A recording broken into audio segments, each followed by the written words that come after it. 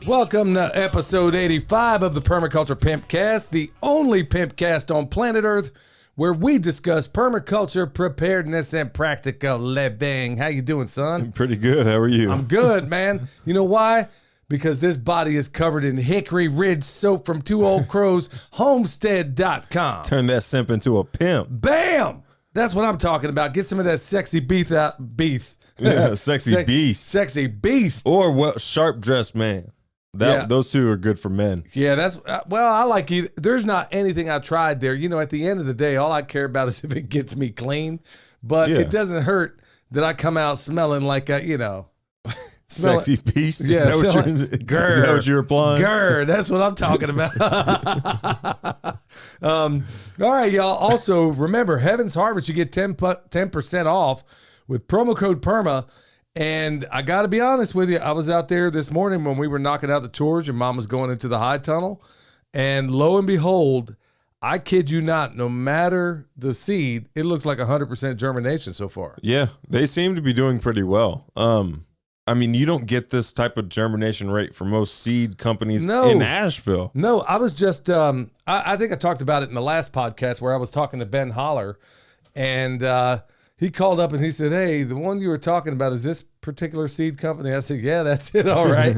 He's like, "Dude, I think they had like none come up or like 10% germination rate from these highfalutin places." But it's really, I didn't want to give a shout out. I gave them, I reached out to them because I know they do good work. And like I said, it's Heaven's Harvest, good Christian family owned company. And I'm thinking, okay, they got great stuff when I tasted it. And then all of a sudden, these seeds, man, I got to be honest, I thought that was going to be a deal breaker because if these seeds weren't what they said they were. I wonder if it's the Mylar bags, the fact that they send them in Mylar bags. I wonder if that has anything to do with it. Because a lot of people send them in like paper bags, and that's like, it just leaves the seeds open to a lot of just climate changes. I don't know. Ben told me also that he had a number of seeds come in regular seed packets, no problem whatsoever. So I wonder if it's some of these highfalutin places. I don't know if they got some, I don't know. It's like everybody who deals with this one particular company, and there's several out there, that they always seem to have problems. But honestly, she said 85%. It even says on the seed packet that it's 85%. And so far, everything I see out there, every single tray out there is absolutely popping out of that thing. Yeah. So I got to say, I mean, and the cool thing about those seed packets, I really like the seed packet part. That's what I really like about them. And those are seed packets you want to reuse. Yeah, you could easily, and it's already marked for you. So I mean, it's kind of handy. So honestly, man, I'm pretty pleased about the fact. I figured these people were not. It's cool that there are other people out there that advertise and over deliver. You know. So if you're telling me 85 and this thing pulls out 100, we'll do a video on it in the future. I mean, we'll let them come up a little bit more so you can see them. But just so far, I mean, there ain't one of them things that I saw that wasn't popping up. So that's good news. So check out Heaven's Harvest. They got all kinds of stuff, water filters, food, all that good stuff. And apparently seeds that actually do what they're supposed to do. How about that? Yep. See if you have any okay, for anybody out there that ever bought some of these, quote, survival seeds, let me know what the germination rate is on that. Because back in the day, back in the day, you want to ask me what the rate was on any of those, ain't exactly what you might think it is. All right, so if you want, also remember you can tip a pimp on the Fountain app. Go over there, check out all your other podcasts. You can look at it. You can listen to just about everything over there. If it has a podcast, you can triple up the speed, and if you want, you can go ahead and drop some sats. And make sure the podcast you're listening to has claimed that podcast. Otherwise, they're just not getting the Satoshis. Right. It's going in the thin air, I would imagine. It's going to nobody. I think it's just going to empty nothing. All right. Well, there's something there. I'm guessing. I mean, it's empty money. I mean, I'm not touching it. So I guess, to some extent or another, it's there. Plus, you can also do it with other podcasters out there. I want to give a hat tip to Jack Spearco for making me aware of the Fountain app. So, Jack, master of a whole lot of things, and good advice is one of them, too. Can't wait to get him back on the show. All right, y'all, tip of the day. I hope I don't step on any toes when I say this, but folks, as homesteaders, if you're in business, if you're a podcaster, if you're a YouTuber, all of the above is what we do. We have businesses, some of which you may not know about. And, we wear a lot of hats. We do a lot of things. We're in constant education mode, which maybe I'll talk about in a minute here. But seek every opportunity to talk to a Jedi master when you can. And what I mean by that is out there at this last festival, the Farm Where You Live. It was a great experience. Oh, yeah. A little disappointing because I didn't get to spend as much time. It's a little bit frustrating when you have one-day events sometimes. Yeah. It's a little frustrating because you just kind of wet your beak. You're seeing friends that you don't ever get to see, but maybe a couple times a year. And then it's like as soon as you're there, you're kind of wetting your beak, and then it just feels like it ought to be a 2-day thing. I think there's pros and cons. If it's close by, yeah, I'm sure I'm fine with a 2-day thing. If it's far away, the 1-day events are a little bit more convenient. But it's a long way to go for 1 day. Yeah, it is still a long way to go for 1 day, but like the 2 days is pretty exhausting when you're talking to. I know when you're going there, everything is exciting. Like as an attendee, everything's exciting. You want to talk to everybody, but you don't really have to talk to everybody. I think it gets exhausting. Yeah, it really does. It wears you out. No two ways about that, because you're constantly on your bicycle. I mean, unless you're, certain people that might view themselves as celebrities, maybe you show up at a certain time, or and I like talking to everybody. I don't want anybody to think that. I like talking to everybody. It just is tiring. It really is. Yeah, it is. It wears you out, but honestly, for me, it's in a good way. And it took a good 2 solid days, and I didn't even, I'm still kind of wore out from it. Yeah. But it's always a joy to be in the room with, like Pastor Lon said, with a bunch of other folks that you already know you probably got 99% or at least 90% of some things in common just by virtue of the fact that you showed up at this thing. Yeah. It's like if you were in the toy trains or whatever and you show up there, chances are you're going to probably have something in common. I mean, I don't care what the hobby is. My point is, no matter what the hobby is, if you go there, or even if it's a trade show, you always have that very thing in common.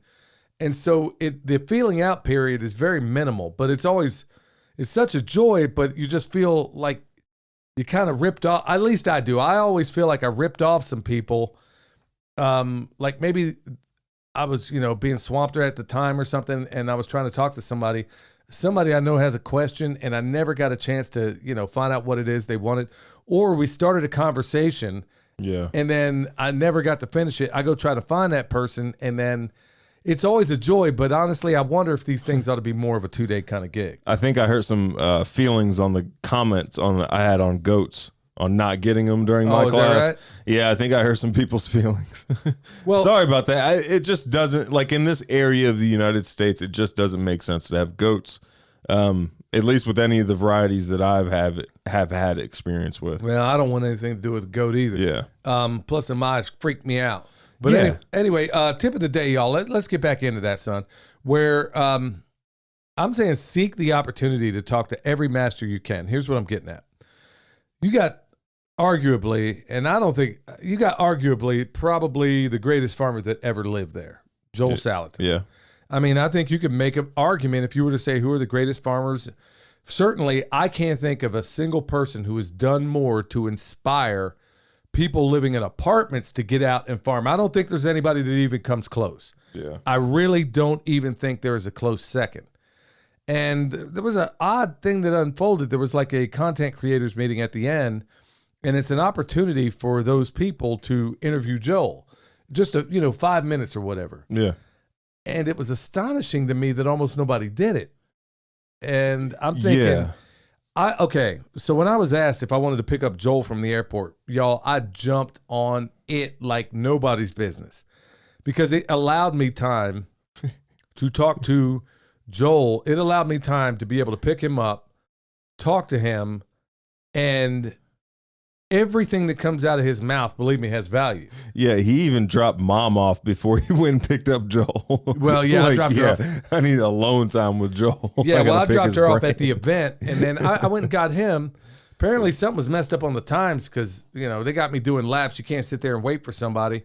And I'm sitting there doing laps at this thing, and Joel, apparently his plane had gotten in quite early, and nobody knew that. But anyway, folks, if you get the chance, there were a number of times where he's sitting over there with a stack of books, and I'm like, I can't believe not everybody in this business isn't over there, or I don't care who you are, attendee or whatever.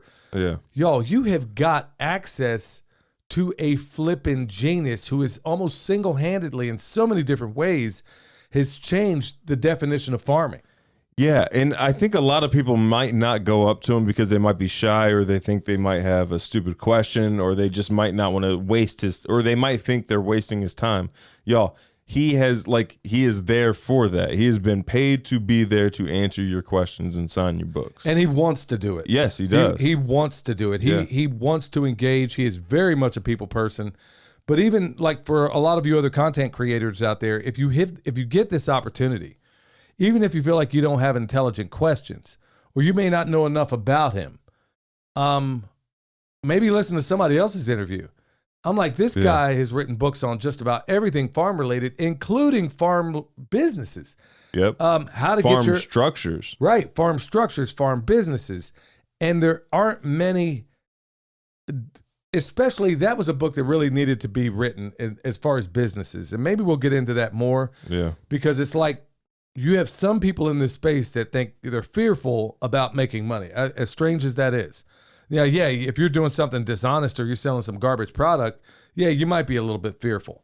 But also on the same token, if you want to get away from your 9 to 5 and do it full time the way we do, look, y'all, I'm not even going to kid you. It is a lot of work, but it is work that I enjoy from the time I wake up in the morning until the time I go to bed at night. And literally, I am working in some capacity. I mean, what is it right now? Like 8:12. Okay, 8:12 p.m. I've been up, and you've been up since For I a don't know while. when, and my day isn't going to stop. And guess what? I'm loving every minute of it. I really do. Yeah. So if this is your career and this is what you love, go, and I don't care what it is. It could be anything. Go out there and pursue it like it is the most important thing in the world to you. Like something I learned from John Willis out of SOE. Yeah. If you're doing it, you better be doing it like it's important. Now, you think, okay, so I got a friend who's a multimillionaire in John Willis. You think I might want to listen to him? Yeah. You guys made millions and millions and millions of dollars, honestly, and he's giving you some advice. You might want to take it. Or if you get a chance to talk to him, you might want to take it. Every bit of advice that he's given us in terms of business has been gold. Yeah, it has. And we've employed it. And it's the same exact thing if you get the opportunity to talk to somebody like a Joel Salatin or anybody else. So seek those opportunities. I didn't mean to beat that dead horse. But I was like, I can't believe nobody's not over here talking to him right now. Yeah. I mean, everybody else in that place, as far as I'm concerned, is chopped liver. I mean, yeah, including us. Yes. Like if you have an opportunity to talk to us or Joel Salatin, go talk to Joel Salatin. Yeah, if you got a choice, always talk to him. I mean, unless it's like something really specialized. I mean, he's not going to have answers for you on the chicken tractor on steroids, probably. Well, Randy, Jason's father-in-law, Jason at Sutherland, his father-in-law. He's awesome. Yeah, Randy's, man, he's just fantastic, Yeah. dude. I can't wait to see him here in a couple of weeks doing that pig butchery out there, which, by the way, it's going to be out there here coming up on April 28th and 29th and May 5th and 6th. We'll have a link for that down below. Probably going to be the last time I'm butchering anything this year. And folks, within the signs of the times, you might want to consider it. So no hard sell. If you want to be there, we're going to be doing it. And we're going to give you your money's worth too. But anyway, I was over there kind of lamenting that I don't mean to go on too much about this, but I think it's kind of important. I was over there. Anytime somebody wants to take a picture next to me, I don't even know how to react because I'm like, I don't understand for the life of me why anybody would want a picture with me. And there's a lot of people asking for that. And I feel really weird about that because I know the full extent of my ignorance. And I know that, are there things I know more than Joel about? Yeah. I know more about the chicken tractor on steroids than Joel. I know more about electric work than Joel. I know more about how to build structures than Joel. Yeah. There are things that you know more than Joel about. In certain aspects of soil science, I probably know more than Joel. But overwhelmingly, it is 100% guaranteed that he knows more than me just by virtue of his experience. Oh, for sure. And so when people are coming up wanting pictures, like that time we were at that restaurant and somebody comes up and asks for a picture, and I'm like, I'm like, well, Joel's right over there. They're like, well, who's that? And I'm like, what? Oh, you want a picture with me? No, I don't understand that. I mean, I'm nothing special. And anybody out there that knows me will tell you, man, I feel uncomfortable when the waitress at the restaurant is waiting on me. I'm not even comfortable with that. I don't like anybody waiting on me like I'm somebody special. And it's weird when people come up and want a picture. And then Randy said to me, after I said it about to the third, I think it was the third time somebody had asked for a picture. And I guess as an embarrassment, I just kept saying, well, I don't know why you'd want a picture with me. And Randy finally pulled me aside. He says, hey, man, and Randy's a very wise man, dude. He's just a joy to get to know. And I'm edified every time I'm around him. He says, man, you really need to recognize the fact that, okay, so Joel inspired you, but you're inspiring these other people, man. So, take a bow, if somebody, he had a more eloquent way of putting it. Yeah. It made better sense, like only Randy can do. But it's cool when you have people out there, wise people like Randy that can, tighten you up. And it made me feel a little bit better about it. But honestly, like I said, I know that I work really, really hard. Nobody's going to outwork me. Ain't no two ways about that. And I study hard. I learn my craft, and I know what I know very well, and I'm always trying to learn more about it. But I'm never going to get to the point where you're going to see me put up an embroidered tent at one of these gatherings. You're never going to see, you're never going to see a line. I'm not going to put up tape up there for you to get in and out. You might see security, though. You're never going to see any of that stuff, y'all. I mean, I'm always going to be, you just put a tent up and, if it's decorated, you blame Michelle for that. But I guarantee it. If it weren't Shelly. Blame Shelly from Two Old Crows because she saved our bacon. We showed up at that event. And Shelly's like, okay, y'all just stand back. Man, we had piles. We didn't know what we were doing setting this table up. We had handwritten note cards with prices. Man, Shelly walked in there. You talk about turning a silk person to a sow's, whatever, you know what I'm saying. The point is, man, no. I'm sitting there looking at this pile of stuff. All I know is we got product. We got tablecloths. And Shelly's like, y'all just go. We thought we did good because we had tablecloths and a sign. Yeah, we're like, we got this. We got dirty tables, and she's over here putting this thing together, man. By the time she was done, you thought Martha Stewart rolled up in there. Oh man. I mean, Shelly, boy, she knows how to save somebody's bacon, man. But every single time. She makes some ballin' soap, man. I know that. Does. So if y'all, go get some at HickoryRidgeSoap.com at TwoOldCrowsHomestead.com. So let's kind of drift on into the farm news. I think we did a lot of that already. Yeah. So for me, man, it's been nonstop studying in between. Now, I want to point this out. Now, I do this power list, and it's 5 things every day I just got to get done. If I get that done, the day is technically a winner. And I'm also doing this 75 hard, and we've talked about that before. And I was struggling before in the very beginning of this, like how on earth am I going to possibly I'm already a very, very, very busy person. And I'm like, how am I going to do this? Well, it has made me very efficient. We covered that too. And part of what I'm adding in there is I just finished Greg Judy's latest book, and I'm going to reach out to him and see if I can go ahead and, get him on for an interview. I think everybody'd love that. Also, Joel, he's out of town. We'll try to reach out to him. Now that we got a little bit off the plate, we got a couple of butcheries coming up, but we got a lot of what we need off the plate right now. Yeah.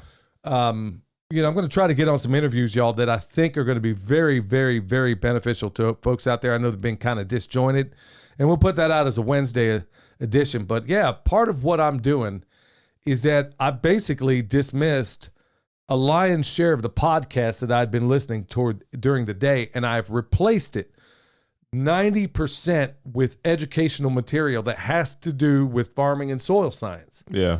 I'm going through a soil science class right now, and I'm most of the way through. Michelle's been through.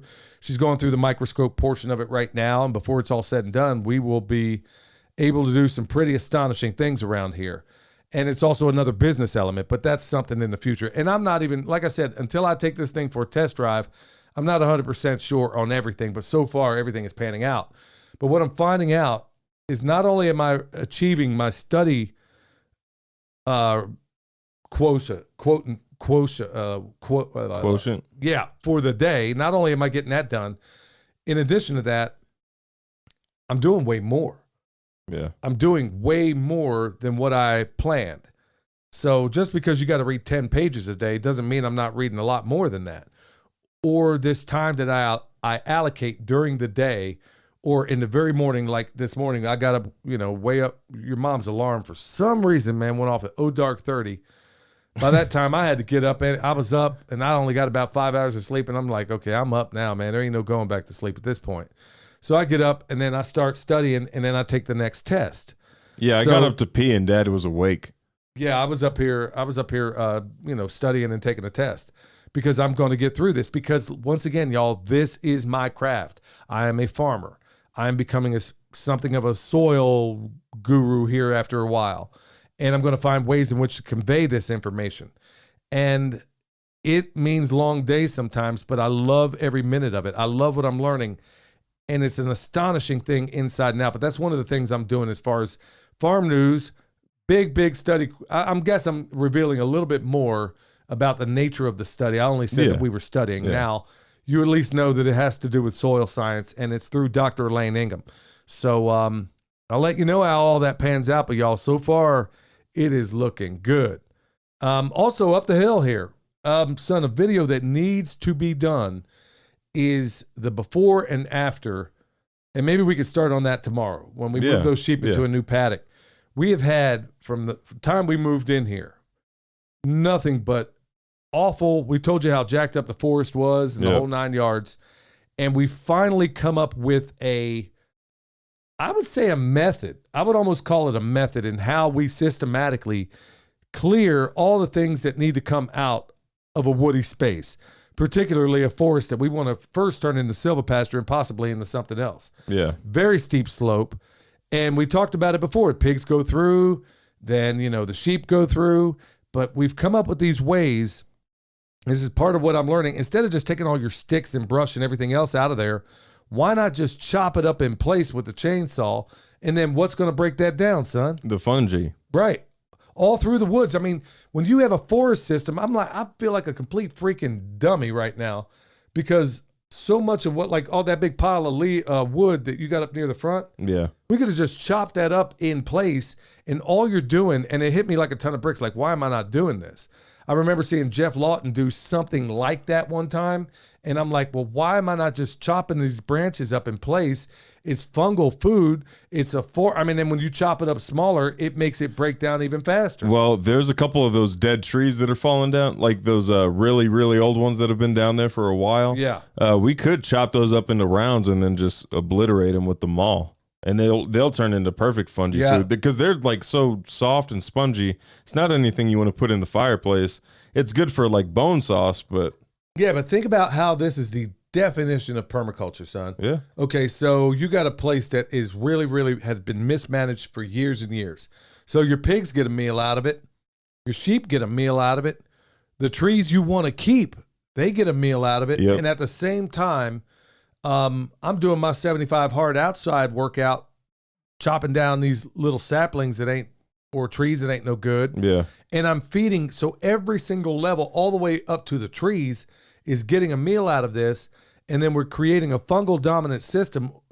I got to see a little bit more how we want to do this in terms of a silvopasture area. Yeah. But essentially, it is almost certainly going to be fungal dominant, and I think we've come up with a really awesome systematic way that might be a lot of help to a lot of people out there because you think it's going to be hard to convey on camera though. I don't think we take our time. I think if we do a drone shot from before, like above before and then above after, I think that would help. Well, I don't know that you can with the tall trees. I mean, you can give it a shot, but excuse me.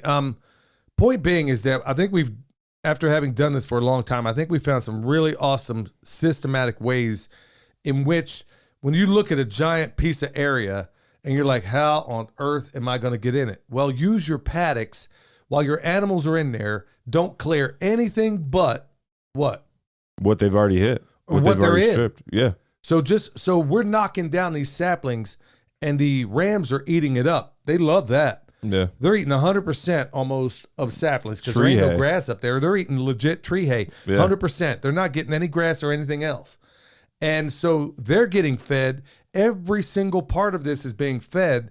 And I'm willing to bet that I know that back in the old days, all the way back to the Roman Empire, this is how it was done. This is how we're doing it. Yeah. Yeah. So, look, I guess I went a little bit long in the tooth. All right, y'all. So with that said, we're going to go into my pastor, homesteading pastor, right now.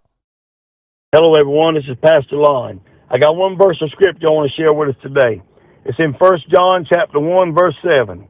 But if we walk in the light, as he is in the light, we have fellowship one with another. And the blood of Jesus Christ, his Son, cleanseth us from all sin. That's what I want to focus on today is the blood of Jesus. What can wash away my sins? Nothing but the blood of Jesus. What can make me whole again? Nothing but the blood of Jesus. You see, the blood of Jesus still cleanses one's soul. It still forgives one's sins. It makes one whole again. It brings newness to life to one's soul. It's still as powerful today as it was the day it ran down Calvary's Hill. It still changes one's direction once the blood is applied. And it'll also change who you are on the inside. Therefore, Jesus will show up on the outside as you walk in the light, in the newness of life, as you have been washed by the precious blood of Jesus. All right. Well, I guess there might have been a little technical difficulty there, but hey, you got it. You got it right there. No, there wasn't, because I edited it out. Oh, well, how about that? There you go. Well, Pastor Lon, y'all, he was, go check him out, y'all, YouTube, Pastor Lon Homesteading. Well, look up Homesteading Pastor, not the Homesteading Pastor, just Homesteading Pastor. So many people were so glad to finally meet him and put a name to a face. Yep, him and Miss Robbie Lynn. Yeah, Miss Robbie. I mean, and it's always, you know, your mom really just, I don't know, there's just a real good fellowship between her and Miss Robbie. Oh, yeah. They both got the same personality types, I think, all the way down to it. I mean, down to everything. And then me and Pastor Lon are more the gregarious types. And so we had a little time cutting up. I wish I could have hung out with them longer. I wish, you know, we could have had dinner or something with them. They met everybody that walked in that door, though. Yeah. Yeah, Pastor Lon, boy, and I asked him, I said, hey, man, you going to chase demons out of Asheville? He said, well, they ain't coming back to South Carolina. He said, they ain't coming back with me. Yep. So I almost titled that video, that latest video that we came out has Pastor Lon in the beginning. Yeah. And I almost titled it like Chasing Demons and Teaching Farmers. That would have been a pretty good title. Yeah. He probably got a kick out of that. Well, we too. probably would have got flagged too, so I wasn't too sure how that was going to play out. You never know, man. But it's in the wrong genre, the coast chasing genre. Yeah, how about that? All right, y'all. So we're going to get straight into the bad news, good news section.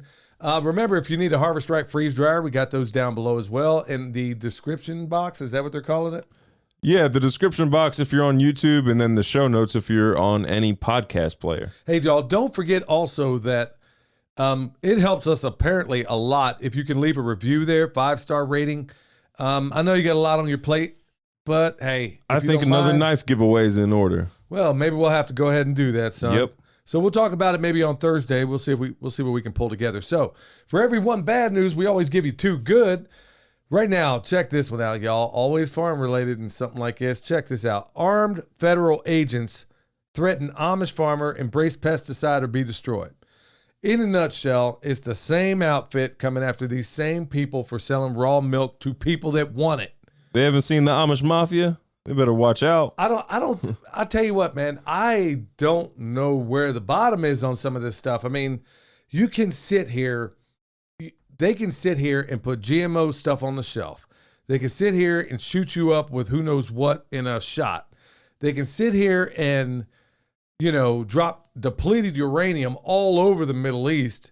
And then now they're threatening to do it supposedly in the latest conflagration that they got going. Well, they're claiming to fight, or they're claiming to be like peacekeepers and fighters of terrorism and all that stuff. They're the one terrorizing the Amish. Yes. They're just selling milk. They're doing everything. They're not forcing anybody to buy raw milk. It's not like they're holding their musket up to somebody's head saying, you better buy this milk. Yeah, well, I don't think they even have muskets with their anymore. wooden buckets. Yeah, but I mean, the part that's just absolutely mind-boggling to no end is that I just don't know where the bottom is. I really don't know at what point people finally say I had enough.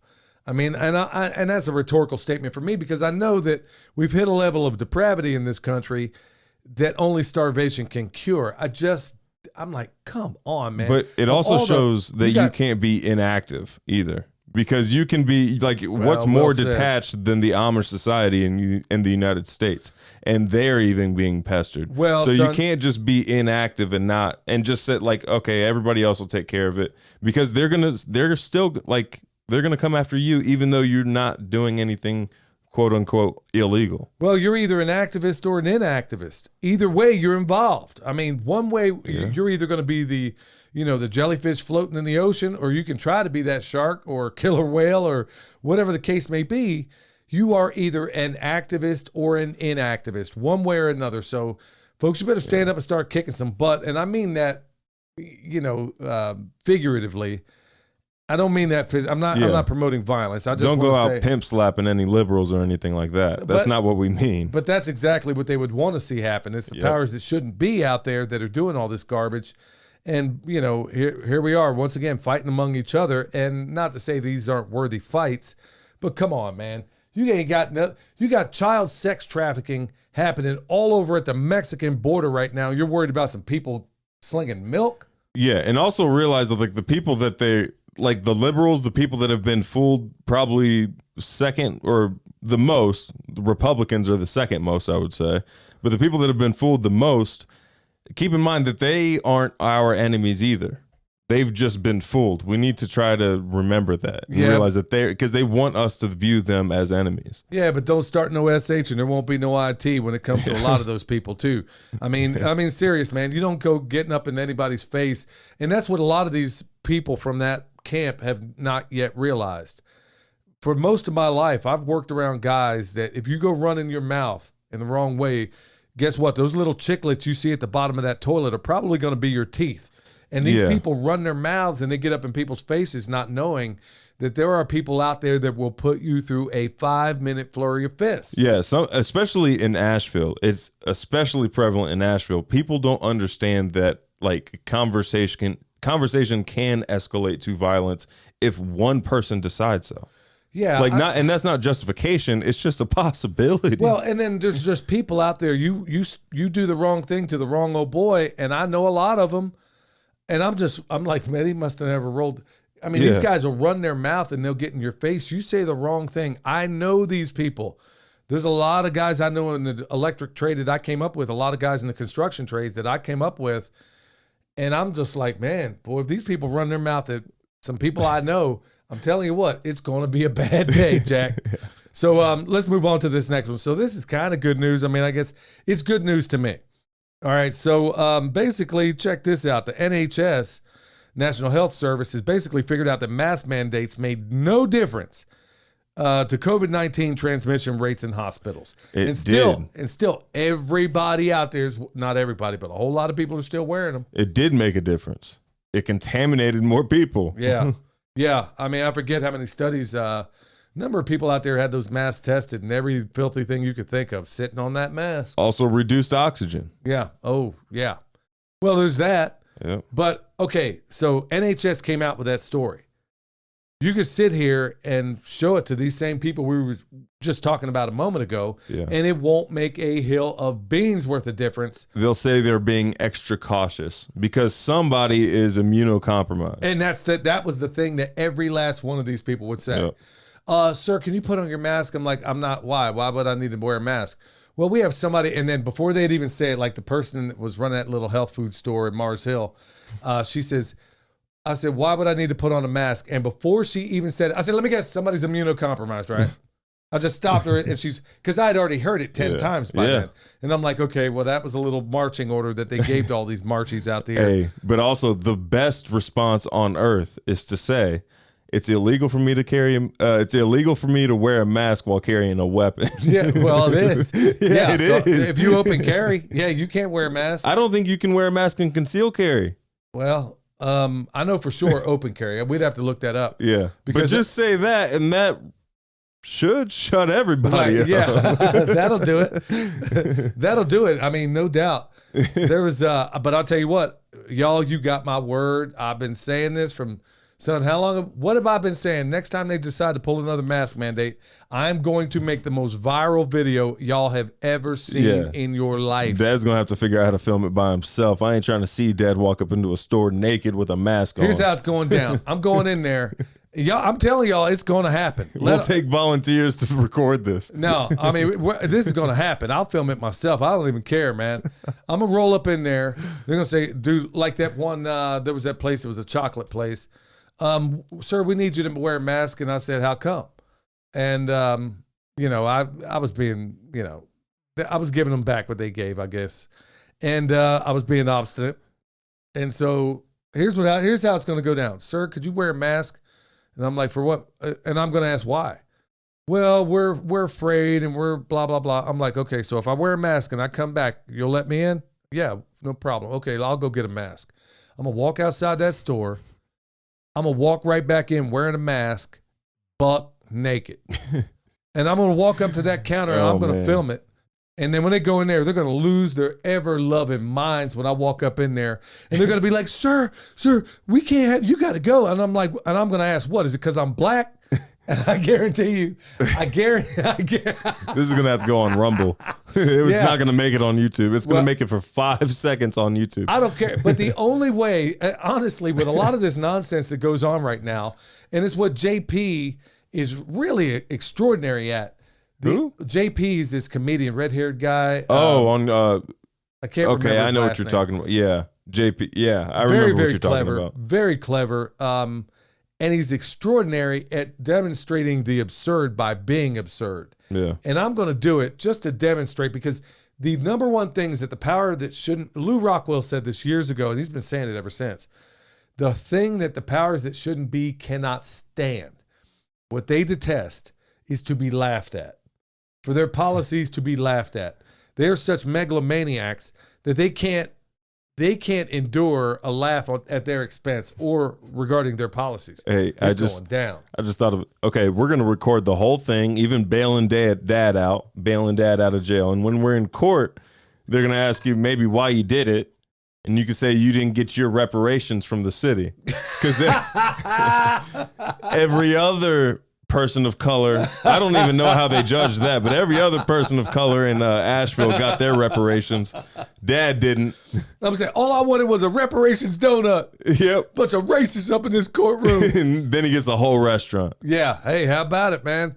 You know, oh boy, that would drive them nuts. You know, I bet they wouldn't even run me out. No. They wouldn't even call the cops a second and say, well, is this got something to do with the color of my skin? I was thinking also this would be a good way to get like clothes for donations.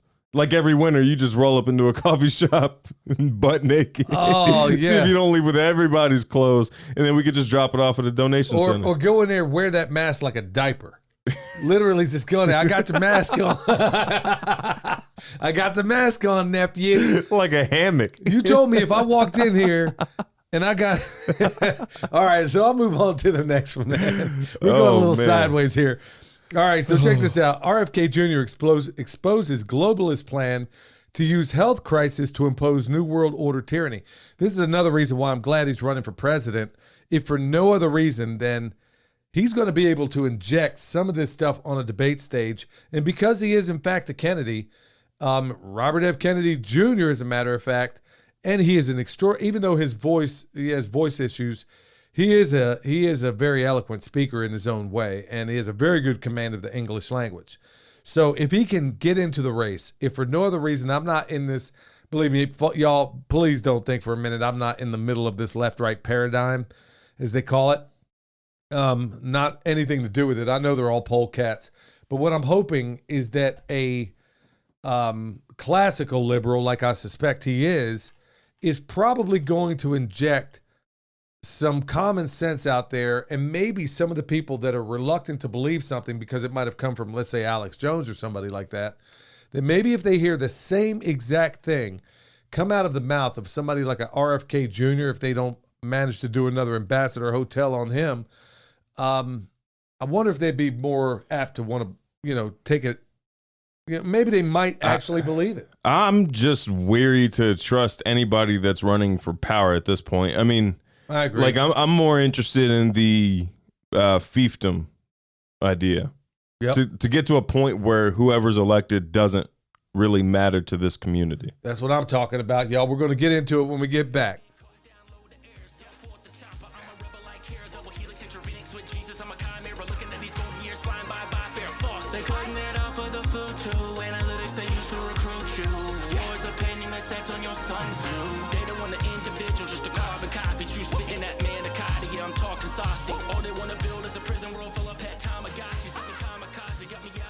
Alrighty, y'all, back to the topic at hand. Before we get into it, I want you to know EMP Shield $50 off with promo code PERMA. Don't forget about that little micro they got out there. And just remember, the EMP, yes, it will stop that stuff coming to your house and blowing up your stuff. But most importantly, lightning protection. That is your biggest number one threat. Well, it used to be, so maybe EMP might have trumped that these days. We'll see. Well, the cool thing about it, and I didn't really know this about EMPs, but it stops it for the entire duration of an EMP, which I don't know if y'all knew, but that can last like 12 hours. Well, you know what's really cool is... I thought it was just like a burst and done. At least that's the way it is in like video games or movies. Yeah, but I mean, it could be a coronal mass ejection. It could be any number of things. And then people are like, well, what good is driving your car? Look, man, I just need to get home. That's all I need to do. That's all I got it there for. Get me home. I'm not trying to go down to the beach or, anywhere else. So, all right. So we're going to drift into the topic, y'all. This one is relevant because we had like a family meeting today. I guess you can call it that. And it consisted of a while back. Tell me if you can relate. Okay. So you think you're on a certain path. And you got to remember that when you do this kind of work or any other thing where you work primarily for yourself and you do a number of other things and you have businesses and different moving parts, it's not like a speedboat where you go from one side of the lake to the other or one side of the ocean to the other. It's like a sailboat where, you take a wind one way, you tack another way. You don't go in a straight line in a sailboat, but generally you're heading in the right direction. Well, it's also like this. I saw this like a short video. It was a short, I think, a YouTube short. And it was this guy, and he was walking up this flight of stairs. And off to the side of him was this trampoline. And it was supposed to represent becoming successful or success. And he would walk up a couple stairs, fall off, hit the trampoline, bounce, and pass a few more stairs, walk a couple more, and then fall and bounce. And then he'd drop back down to the first one and then walk back up. And then it kept going back and forth. And I think that's a pretty good visual representation of what kind of the path is. Sometimes it can be. Yeah. I mean, you don't want to be going down or you don't want to be going backwards, but sometimes that happens, especially in the farm work. And it's a learning experience. Also, also when you're doing experiments or trying new methods and techniques or trying to advance something like we're in the middle of doing right now with so many different things. Or partnerships. Well, that's another thing right there. Yeah. But some of us become a little bit obstinate on this path. We feel like it ought to be a speedboat when in fact it is a sailboat. And like Andy Frisella has talked about, so many people try to get into a business opportunity. They stick it for a couple of years and then they think, oh, okay, this ain't working. I'll jump to the next thing. And if we had done that, we wouldn't be doing anything that we're doing right now. So you stay on it. You become really good at your craft. You become better at it. But here's the thing that I really want to point out is that we had a little family meeting. And the last time we did one of these, it's like a business meeting. Last time we did this, we had a direction and a plan in which we intended to go. And then when you get new information or something changes or you get just what you think is a better idea, and you don't convey that information to everybody else, you can find that everybody's going in nobody's rowing in the right direction. Right. Forget all of the boat metaphors, but I think you get the point. Is that you're if one person's rowing backwards and the other one's going forward and another one's, you got a coxswain back there just twisting his boat, whatever, you're not going anywhere. So we have to have these meetings periodically, which we don't do often enough, to say, okay, is the direction we're on exactly where we need to be going? And it could be regarding preparedness. Yeah. It could be regarding, how you're building your homestead or what you're working on. And believe me, that happens a lot. like right now, without a lot of trial and error, we wouldn't have come up with a way that is without a doubt for us the most efficient way to clear a forest. Yeah, But and the biggest bang. I mean, some might argue like getting a forest mulcher or something like that is the most efficient way. But this is getting like not. multiple functions out of the same piece and getting multiple beneficial results. We're fattening up. We're feeding the sheep. Pigs. Yeah, we fed the pigs twice because they've been cycled through there twice. Yeah. Different pigs. We're feeding the sheep. We're feeding the soil. We're getting a more productive piece of property as well. I mean, there's multiple benefits just from doing it this way. But it required, so to get to that point where we found this very, very efficient way of doing this, took a whole lot of failure along the way with methods that didn't work as well. And changing of direction as well. Right. Like the whole thing about us mulching, for example, in place. Mm-hmm. I just came up with that yesterday. As far as doing that. Yeah, it was yesterday. I mean, it was yesterday. I was like, why are we sitting here dragging this stuff out? This is just stupid. Yeah. We sat here, spent all this time dragging this stuff out, where now you got to consider if the next rotation was going to be pigs, you don't want to necessarily put a whole lot of wood litter on the ground because they're going to run it all up in your fence. There's your second tip of the day. Yeah. Don't put a bunch of wood litter in your pig pen because they will run it into your electric fence and get over your fence. Right. You got to know what you plan on doing with this thing. But because we have a very dead forest, it took time. We were doing it one way to begin with. Yeah. And that was months ago. And then with time, it's like you had to reevaluate. Okay, most people would go on and just do it the way they've done. We've sought ways to make this easier, more efficient, and in a way that is in accordance with permaculture because it's earth care, people care, and abundance given to the previous two. Well, in every case, there has not been a single waste. Those lambs, those sheep up there, or rams rather, they're over there eating every single leaf off of every single sapling we tear down. They're not even eating grass. Yeah. They are eating because there ain't any. Yeah, we are feeding them 100% tree hay right now. Actually, no, they do have access to grass. But they don't eat it. Yeah, I guess they prefer the tree hay. Yeah, they're eating the tree hay. Yeah. I mean, every once in a while, that it may be a little rich for them. They might grab a little bit of the hay that we're using to cover up some of the bare spots. But what I'm trying to get you to think about, folks, is there are so many people that get on hey, this is what I'm going to do on my farm. Or this is what I'm going to do with my guerrilla gardening plot. Yeah. Or this is what I'm going to do with my backyard.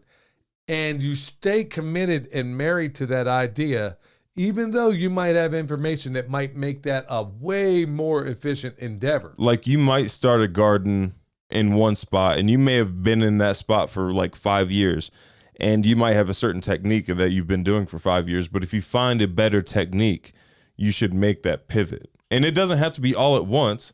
Like, or even if you're a conventional farmer and you just now found permaculture, you should make that pivot.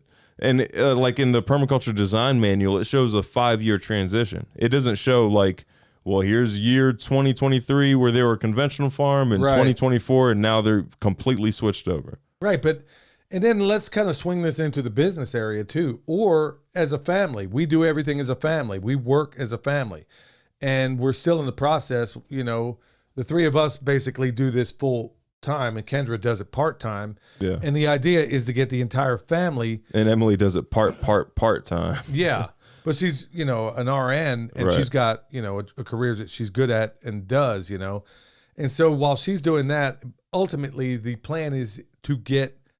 I don't see what's so wrong with the Waltons kind of thing, man, where the whole family is in very close proximity, even under the same roof to a certain extent. The Rockefellers did it too. Yeah. It worked out for them. Well, worldly. Well, yeah, and you could also say that with a lot of other dynastic families and stuff too. But when it comes to being on a path in which you think, I guess what I'm saying, because it's part of a lot of the conversations I'm having as of late, is everybody stays committed to an idea. You may have this burnout. Had a conversation with a friend where it's burnout. And yeah, I get it. It's real. It can be real. But part of that, I think, is maybe there's not something that has given you a new adventure. And that adventure doesn't always have to be in the form of, this work. I'll tell you what, one of the new chapters in my life, I'm a lifelong learner. And I picked up Greg Judy's latest book, read it, and I'm like, okay, there's some real nice nuggets of wisdom in there. And then also this soils course. And I'm like, my mind is blown with what I am finding out. So by every metric, I should be burned out. And maybe I would if I wasn't constantly bringing up new challenges, new hurdles. And it's more difficult for other people to do that. But also keep in mind, in accordance with the topic we're talking about, is that in that direction, you don't have to go completely off of what you're doing. Maybe just find a new path, a new route, a new tact, whatever it takes to get to that thing, but using another method altogether. Because honestly, the method we've come up with, if we'd have just stuck with the same way we were doing things from the time you were at the bottom of that mountain when you started until now, has evolved to a point where I don't know that it could, well, I mean, maybe it can, but I don't know how. It has become so turnkey that we are doing this with such high efficiency that when you see the thicket and the nasty briars and everything else, and how we're bringing all this to bear and what it looks like afterwards, I think it's going to be mind-boggling. Well, the only way we could become more efficient doing that is by introducing more sheep to the system, because we can clear one of those fence lines in a day. They could eat it in probably 2 to 3 days and then do the same thing over and over again. Like, that would be the only way to increase efficiency. Yeah, but at the same time, they're eating a bunch of multiflora rows and stuff like that. And we don't necessarily, I mean, that's a clear indication your soil isn't wonderful. So the idea is if we can get it from a bacterial dominated system into something that's more fungal dominated, guess what? A lot of your problems go away, but believe me, that's another episode altogether. Look, what I'm trying to get you all to realize right now, and it's important because we just had we just dealt with it today within our own ranks, is that if you're not careful, if you're not constantly, if you're doing this as a family, as a team, as a group of families fording up rather, if you don't constantly sit down and make sure everybody's rowing in the right direction, by the time you do take stock of it, like it was with us, everybody is going in another direction. It wasn't all together. So that's what we are constantly working on and constantly trying to build. All right, when we get back, y'all, straight into the Q&A.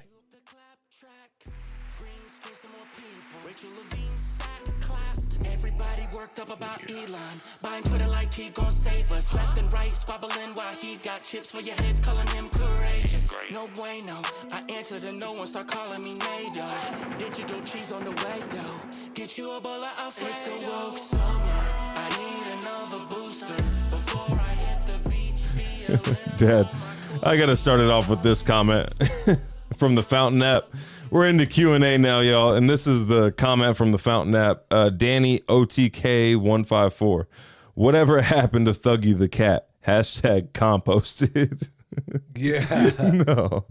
No. Thuggy's still around. She's out there meowing right now, actually. Yeah, so we're getting her fixed on Wednesday, and your mom did everything she possibly could to push it back further and further. This cat is in a constant meow state. She's in heat, man. And she is driving everybody absolutely crazy. And your mom seems to think I don't know what she thinks. All I know is Wednesday can't get here quick enough.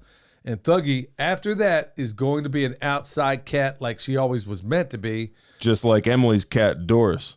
Well, look. That fat cat's going to lose some weight. Every last one of these animals, I don't like animals in the house to begin with. I don't like I ain't never going to have another cat or dog or anything else in the house ever again. It's bad enough cleaning up after people, man. But dogs, cats, I mean, I can see the hair flying off of this stupid cat. It jumps up in my lap, and I'm like, man, what is going on? Don't let Dad fool you. He cuddles with the cat all the time. You ain't ever caught me cuddling with nothing. Because he's secretive about it. All right, we got one from Elisha. Hey, Billy. What are the PIMPcast views on using quinoa as chicken feed? I read that it was initially developed as livestock feed and grain from Maya and Inca. I think it's a fantastic idea. Yeah, for sure. But you got to ask yourself, is the efficiency of, I mean, how are you getting this quinoa? Are you growing it? Are you, well, probably not growing it. You might have a restaurant he might be getting it from. Yeah. I mean, because it's like a rice alternative, so it might fill the same spot. Yeah. on that same token, with when it comes to quinoa, I mean, it is your price point. If you're paying for it, I mean, I don't know if it's worth it. If, do an depending on what you're audit, paying like a price audit. I mean, if you're getting it from a restaurant, yeah, that's probably not a bad idea at all. Yeah. Got one from Strider47. Permapasture pimps be selling comfrey with planned obsolescence. Hold up, they're doing it right. The plan is for them to become obsolete. Hashtag tip a pimp. Hashtag catch Jack. You said it all right there. Yeah. All right, for Ryan. sure. Ryan Armstrong. Oops, sorry, I didn't mean to give your last name. Sorry about that.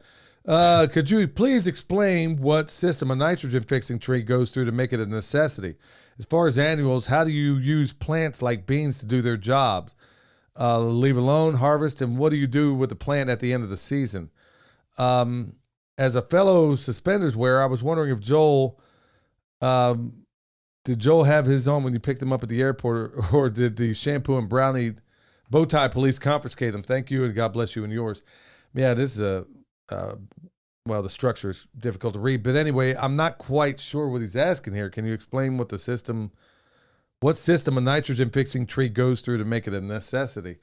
Basically, in a nutshell, I'm not quite sure. I'll answer what I think you're asking. Is basically a nitrogen fixing tree is taking atmospheric nitrogen and putting it down into the soil for the benefit of the trees around it. Or I think he's asking, what system would you put nitrogen fixing trees in? Like, what systems would they be necessary in?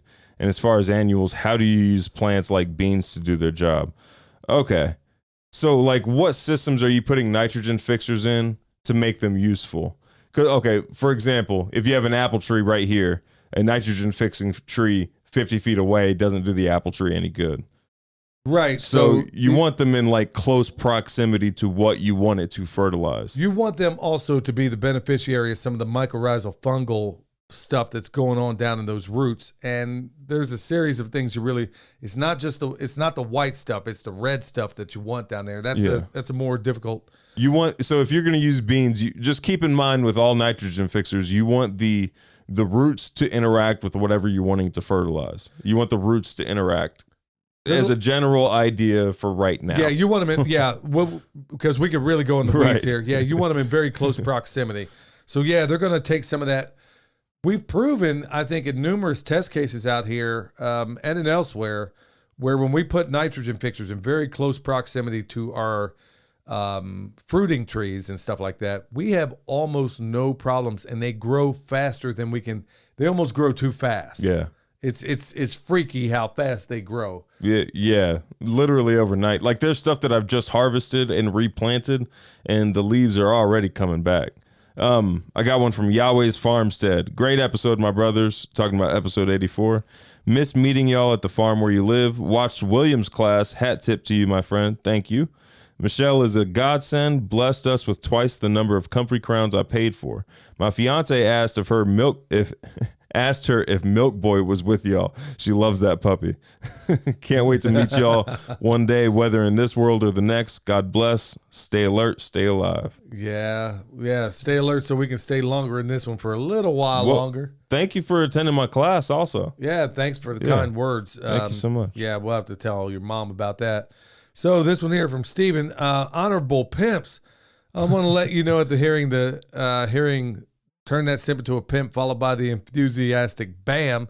Every episode is one of my highlights of my day. Okay, well, a lot of other people seem to like that as well too. Yeah. It was pretty organic how that came about, but it works, so we're going to keep it up. Yeah. Got one from Strong Roots Resources. Hey, Billy and William, one of my customers is interested in having me convert a portion of her lawn, fescue sod, into clover. The site is Zone A. Oh, I'm sorry. The site is Zone 7 on a terraced hillside, full sun. Any tips on creating a successful conversion?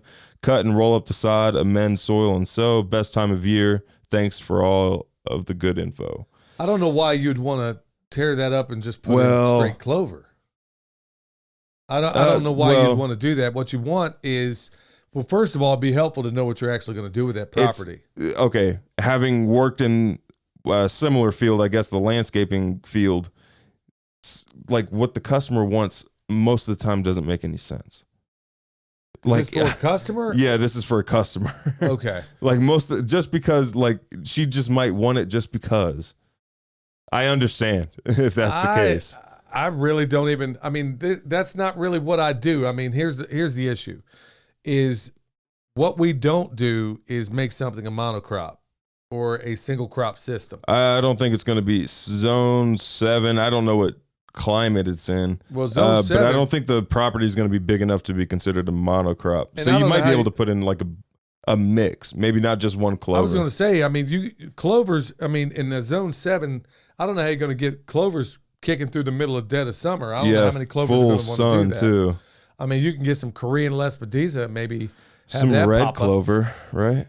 Yeah, but it's even in the dead of summer, you're not going to see that clover so much. So it helps. Maybe write back and let us know what the purpose is, because I can't really fully help you without knowing what the intent. It might be just something pretty, but maybe try to sell her on the idea of doing like a multi-species like wildflower mix or something like that. Something that'll like convince, like if it's full sun, clover ain't gonna make it the whole time. Or heavy heat. And also keep in mind, like the way to get rid of that fescue sod is probably going to be cutting it up, flipping it upside down, and then seeding on top of that and mulching on top of that. Yeah, you could do that, but my brain, it's hard for me to even, I'm not trying to dodge the question because this is the polar opposite of what I do. You don't have to answer, Dad. Dad would not do very well in that kind of field, because if a customer wants something that doesn't make any sense, he just ain't going to do it. No, I'm walking. I quit jobs over that before. I mean, back in the day. I mean, I will, if people ask me to do something that I don't like or it doesn't make any sense, I'm out. I got this question, Dad. Okay. Okay. That's all on you, nephew, because I don't you know would what want to say. probably cut up the sod, flip it upside down so the grass side is down, and that can decompose, and then seed on top of that, and then scatter mulch on top of that. But I would try to convince her out of the straight clover, probably into a better, you're going to know best what mix would work best in your area, but something that's going to stay, pretty all year long. Or maybe this just ain't, I mean, I don't know, man. If you're asking somebody to do something that's that illogical, I don't know if I'd want to work with them, man, because what else are they going to have you do? Yeah, I mean, Dad, what I'm saying? This isn't like, hey, I want to graze.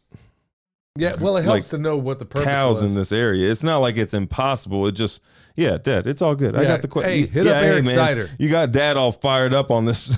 No, ask any Eric. Landscape questions, just email me. Yeah, y'all stick to him. You then got Dad fired up at the end of the podcast. Yeah, I'm not able to really comprehend that because it's the polar opposite of anything I would ever do. All right, y'all. So, G. Simpson. Ordered some of your bone sauce for the first time this year. My husband went out yesterday, and they were wondering why they can't smell it. I don't know why you can't smell it. Did you have any snake venom recently? Well, I mean, COVID? Here's what has me a little concerned is that we're surprised there was no smell to it. We expected it to be pretty strong. And it seems like they said they put it around their food crops. Folks, we've had people use this stuff. I mean, it was honestly meant for deer in a orchard or food forest setting, and people are doing things with this stuff that ain't supposed to be done with it, like mixing it with water. It's oil based, first of all, fat based. Well, oil, but I mean, if you're going to cut this stuff, you got to do it with like beef tallow or something like that. But I recommend you don't cut it at all. You can cut it up to 50%, but you can't stick this stuff in a thing of water, dump it in front of your lawn, and then wonder why the deer ain't, and then wonder why it ain't working. It's not how it's supposed to work.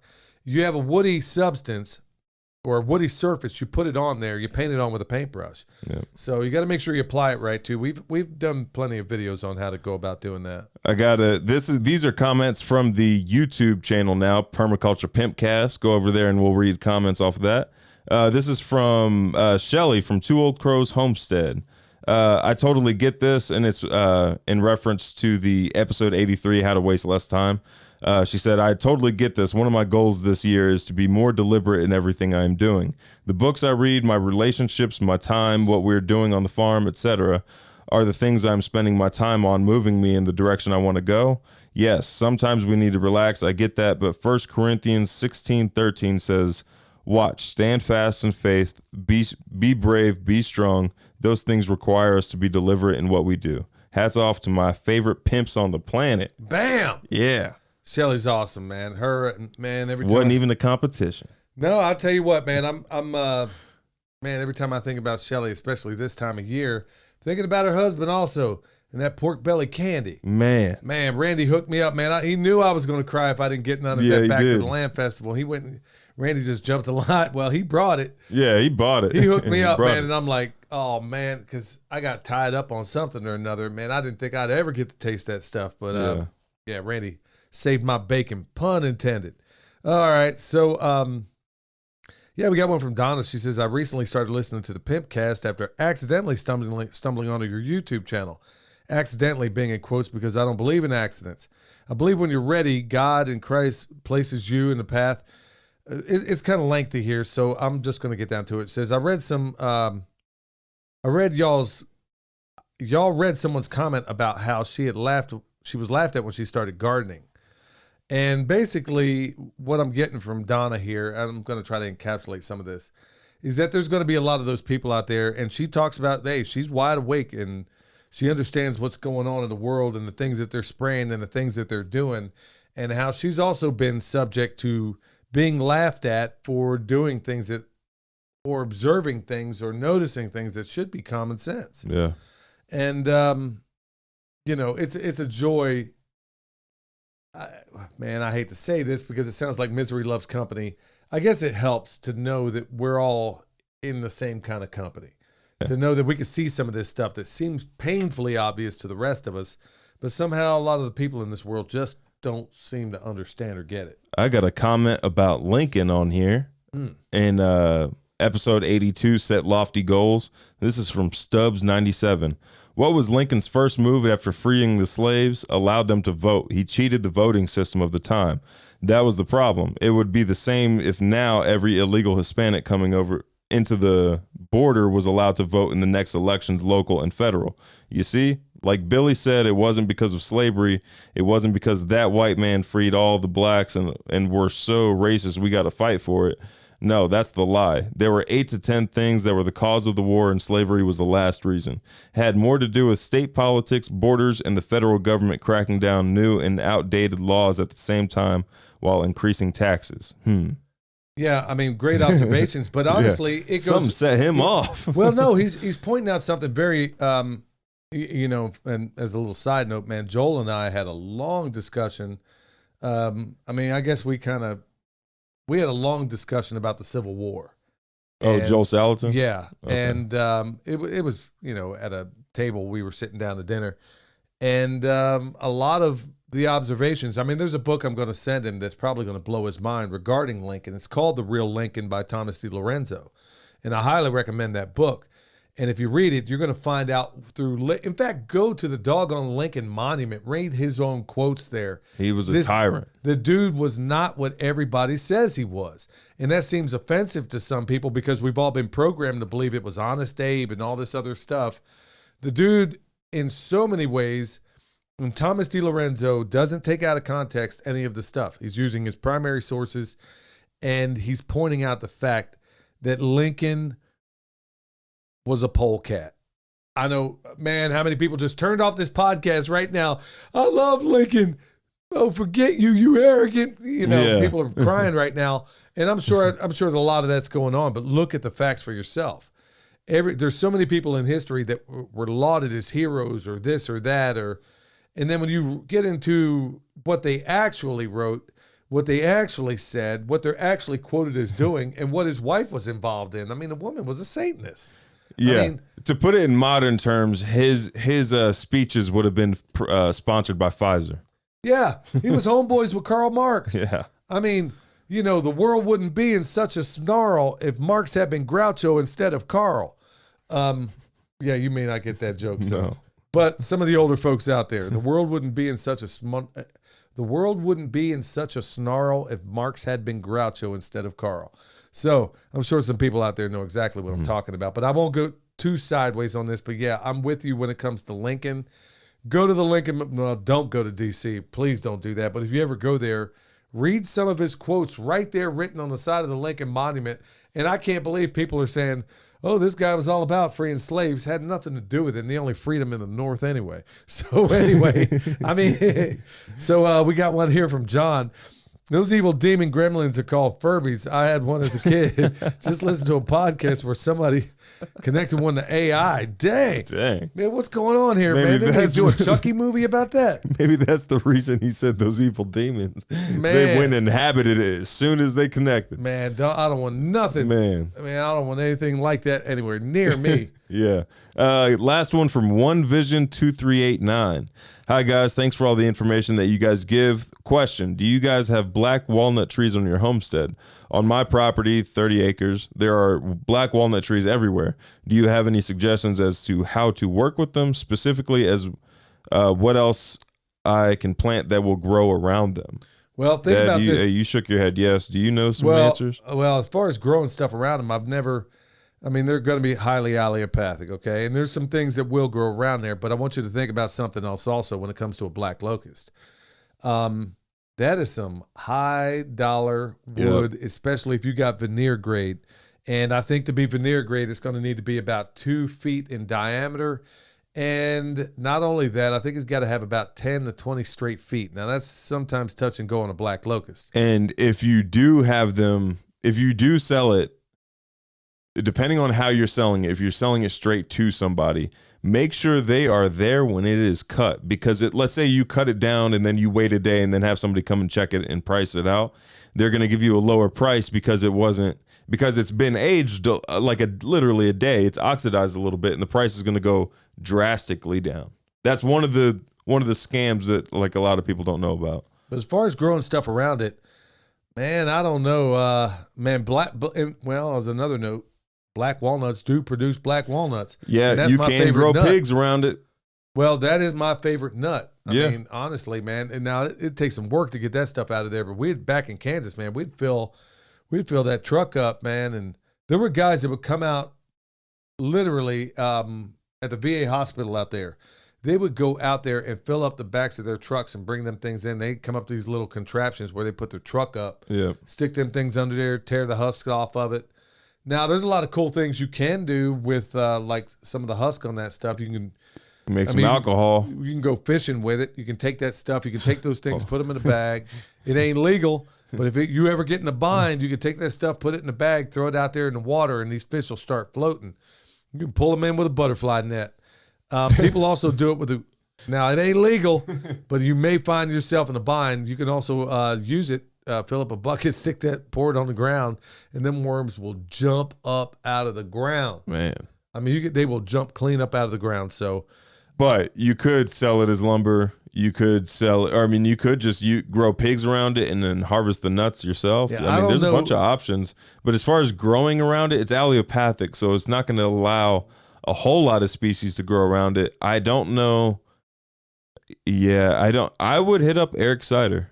If anybody knows, Eric Sider knows. Yeah, if you're also going to... He's linked down below. Everybody and the great-grandmother's asking about consultations too, y'all. Yep. Eric does all the consultations, and believe me, he is meticulous. He is the best at it. All right, y'all, that's going to do it for us. Until next time, stay alert. Stay alive.